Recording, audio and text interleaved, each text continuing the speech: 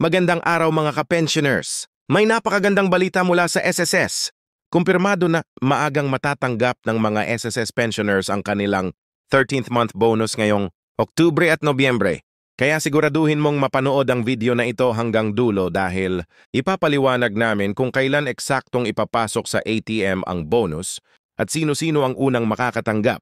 Ako po si iyong pangalan at ito ang Balita SSA Pension. Kaya bago tayo magsimula, mag-subscribe na at i-click ang notification bell para lagi kang una sa mga good news tulad nito. Mga ka-pensioners, ito na nga ang balitang matagal nating hinihintay. Kumpirmado mismo mula sa Social Security System or SSS na maagang matatanggap ng mga pensioners ang kanilang 13th month bonus ngayong Oktubre at Nobyembre 2025 ayon sa mga opisyal ng SSS. Ang maagang pagpapalabas ng 13th month bonus ay bahagi ng kanilang layunin na matulungan ang mga senior citizens at pensioners sa pagharap sa mga gastusin.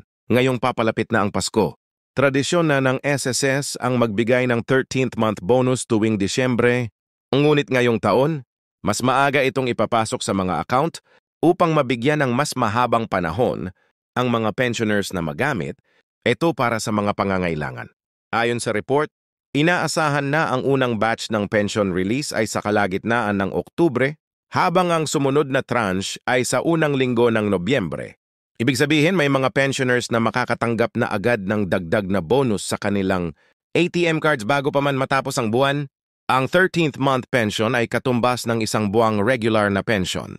Kaya kung halimbawa ay tumatanggap ka ng 7,000 kada buwan, ganun din ang matatanggap mo bilang 13th month bonus.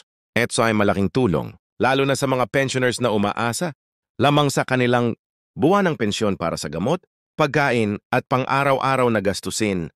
Sinabi rin ng SSS na hindi kailangang mag-apply o mag-fill up ng form para sa bonus na ito. Automatic itong ipapasok sa parehong account o ATM card kung saan natatanggap ang inyong regular pension.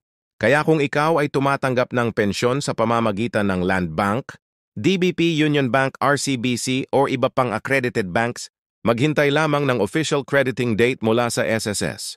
Para naman sa mga pensioners na tumatanggap pa ng through check or cash payout, magkakaroon din ng special schedule sa kanilang mga branch at partner payout centers. Kaya mahalagang mag-follow up sa inyong SSS branch o accredited disbursing partner para malaman kung kailan kayo nakaschedule. Ayon pa sa SSS, ang maagang paglalabas ng bonus ay dahil sa maayos na collection at fund performance ng ahensya ngayong 2025. Tumaas daw ang kanilang kita at contributions mula sa mga active members, kaya may sapat na pondo upang ipalabas ng mas maaga ang 13th month bonus para sa mga pensioners. Bukod dito, isa rin itong paraan ng SSS upang iparamdam ang malasakit sa kanilang mga retiradong miyembro, lalo na sa panahon ng mataas na presyo ng bilihin. Mga ka-pensioners, hindi lang ito simpleng balita. Ito ay tanda ng pagkilala sa sakripisyo ng ating mga senior citizens. Kaya siguraduhin ninyong updated kayo sa mga official announcements ng SSS upang malaman kung kailan eksaktong papasok ang bonus sa inyong account. Mga ka-pensioners, ngayon naman ay pag-usapan natin ang pinaka-importanting detalye na sino-sino ang makakatanggap at kailan. Eksaktong ipapasok ng SSS ang 13th month bonus ngayong 2025. Ayon sa opisyal na pahayag ng Social Security System, lahat ng active SSS pensioners ay kwalipikado sa 13th month bonus. Kasama rito ang retirement pensioners, disability pensioners, survivorship pensioners, at maging ang mga beneficiaries ng deceased members na kasalukuyang tumatanggap ng buwanang pensyon. Ibig sabihin, anumang uri ng pensyon ang iyong natatanggap mula sa SSS, kasama ka sa makakatanggap ng bonus na ito. Ngunit mahalagang tandaan, kung suspended or pending for validation pa ang iyong account, maaaring madelay ang crediting hanggang matapos ang verification ng iyong record. Base sa insider reports at sa inaasahang release pattern ng SSS, ang unang batch ng 13th month bonus ay ipapasok simula October 25 hanggang October 30, 2025 para sa mga early pension crediting groups. Habang ang ikalawang batch ay unang linggo ng Nobyembre, November 7, 2025, para sa mga natitirang pensioners. Ang regular monthly pension ng Nobyembre ay isasabay na rin sa crediting ng 13th month bonus sa karamihan ng accounts. Kaya kapag nag-withdraw ka sa ATM, 2 beses ang laman ng iyong pension card.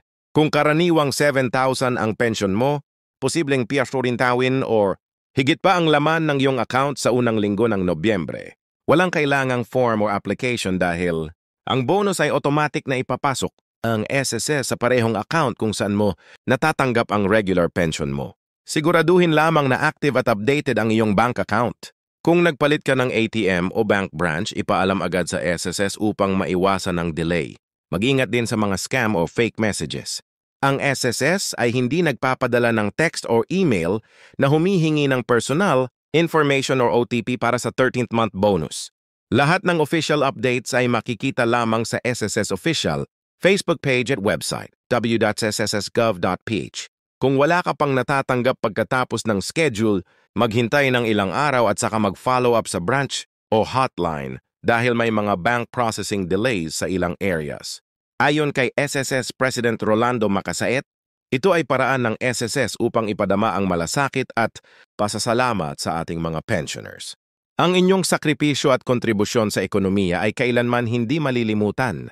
Bukod sa 13th month bonus, pinag-aaralan na rin ng SSS na taasan ng minimum pension rate sa susunod na taon.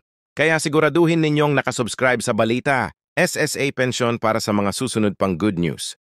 Mga ka-pensioners, tunay na napakagandang balita ito. Isipin mo, bago pa man dumating ang Pasko, may dagdag kita ka na mula sa SSS. Hindi lang ito tulong pinansyal, kundi isang maagang regalo mula sa gobyerno para sa lahat ng nagsakripisyong Pilipino na ngayon ay tinatamasa na ang kanilang retirement. Mga ka-pensioners, habang papalapit ang Kapaskuhan, tila maagang dumating ang biyaya mula sa SSS. Ang maagang pagpapalabas ng 13th month bonus ngayong Oktubre at Nobyembre ay hindi lamang simpleng tulong pinansyal.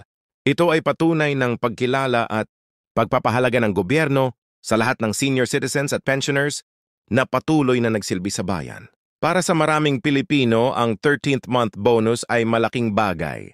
Marami ang gumagamit nito para sa gamot, bayarin at panghanda sa Pasko. Ngunit higit pa rito, ito ay isang simbolo ng pagmamalasakit ng SSS sa kanilang mga miyembro.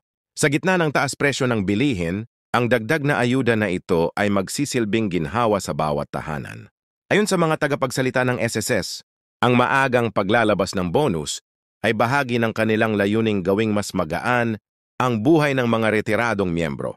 Sa pamamagitan ng maayos na sistema at mas maagang pagproseso, masisiguro na ang bawat pensioner ay makatatanggap ng benepisyong karapat-dapat sa kanila. Kung ikaw ay isa sa mga makatatanggap ng 13th month bonus ngayong taon, gamitin mo ito ng matalino. Maaring para sa panggamot, pambayad ng kuryente, o simpleng panghanda para sa pamilya. Ang mahalaga, ito ay magbigay ng kaginhawaan at kasiyahan sa mga taong pinaghirapan mong alagaan noon. At sa mga patuloy na naghihintay o may concern pa tungkol sa kanilang pensyon, huwag kayong mawalan ng pag-asa. Tuloy-tuloy ang ginagawang hakbang ng SSS upang maabot ang bawat pensioner sa bansa. Ang bawat reklamo, follow-up, at tanong ninyo ay may katumbas na aksyon dahil layunin ng ahensya na walang maiwan sa benepisyo ng mga Pilipinong nagtrabaho ng tapat sa loob ng maraming taon. Mga ka-pensioners, tandaan ninyo, ang 13th month bonus na ito ay hindi lang pera, it ay pagkyala sa inyong sakripisyo, sa inyong dedikasyon, at sa inyong pagmamahal sa pamilya. Ang gobyerno ay patuloy na gumagawa ng paraan upang mas mapaaga, mas maayos, at mas magaan ang pag-abot ng tulong sa inyo. Kaya naman, sa mga tatanggap na ng bonus ngayong Oktubre at Nobyembre, isang malaking congratulations po sa inyo. Naway maging mas makabuluhan at mas masaya ang inyong Pasko. Ako po si Diyong Pangalan, and ito yung Balita SSA Pensyon, ang inyong kapartner sa bawat balitang nagbibigay pag-asa at impormasyon para sa mga senior citizens at pensioners sa buong bansa. Kung nagustuhan ninyo ang video na ito, huwag kalimutang i-like, i-share at mag-subscribe sa aming channel para lagi kayong updated sa mga bagong benepisyo at programang para sa inyo. Maraming salamat po sa panonood mga ka-pensioners. Ingatan ninyo ang inyong kalusugan, pahalagahan ang inyong mga biyaya at sama-sama nating salubungin ang isang masaganang Pasko para sa lahat ng SSS pensioners.